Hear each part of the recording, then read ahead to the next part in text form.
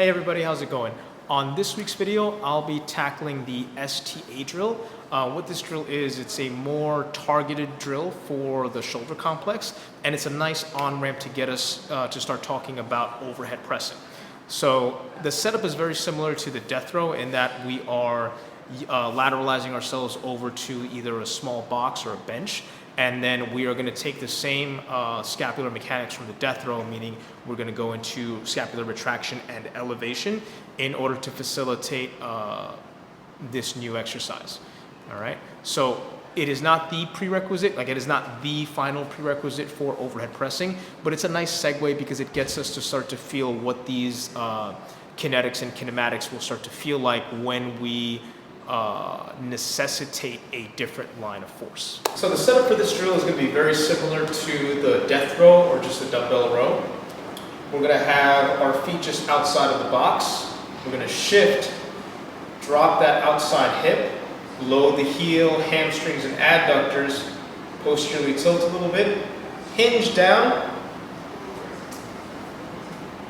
and then when we're in position, we're going to protract, get the rib cage away from the floor while still maintaining this hip shift. So now I can feel serratus and obliques. The left shoulder blade will go into retraction and elevation, and from there we lift the arm out to the side. And relax. Again.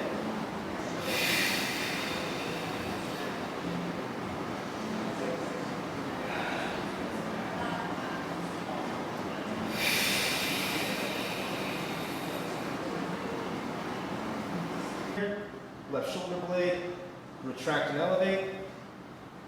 Hold that position. Come down, drop, retract and elevate, then lift. And relax. Shift, load the heel, hamstrings, adductors, hinge, protract, left shoulder blade retract and elevate.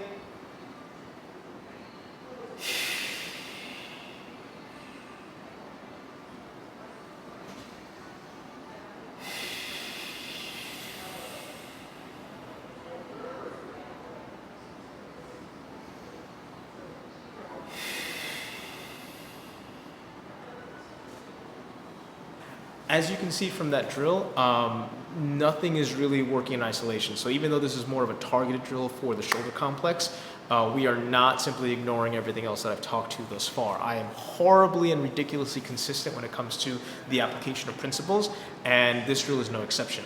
Although I did say that it is a nice on-ramp to the overhead press, it is not the only prerequisite. It is not even a necessary prerequisite depending on the person. It's just another example of how these principles can be applied to specific and seemingly isolationist exercises. So in traditional PT or in prehab, you might see something like T's or Y's or W's or what have you, but a lot of the time those exercises have you set up against the bench, and it allows for a significant amount of spinal extension throughout all of these exercises. So it's taking away your ability to leverage your obliques in order to provide a sense of stability for the rest of your system, and you're just kind of cranking out on this on these tiny shoulder muscles, which at the end of the day aren't designed to provide both stability and movement to the complex. Having said that, there's a few things to consider.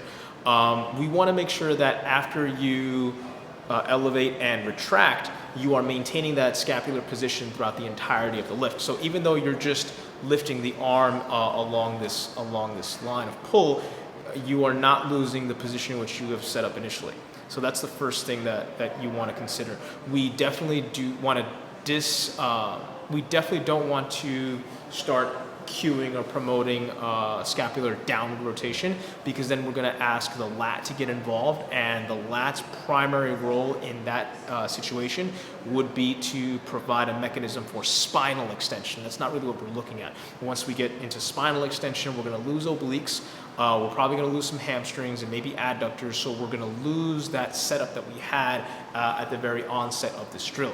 You know, that where we're shifting over, we're hinging, and we're protracting. That's significantly important when we start getting into the actual meat of the drill. If you don't have that, this drill loses a lot of its effectiveness and utility. You might as well just be doing, like, you know, band pull aparts or something if you're just gonna allow yourself to go into a biased spinal extension. Okay, so those are some of the things that you wanna work on. For the most part, you're not gonna really be able to go too heavy with this drill, but it's a great drill for you to try to acquire some more somatosensory feedback from that scapular positioning. Okay, so that's it for this week. Feel free to drop any comments or questions you have down below. Check out my Instagram @mejorstrength, and I will see everyone next Tuesday.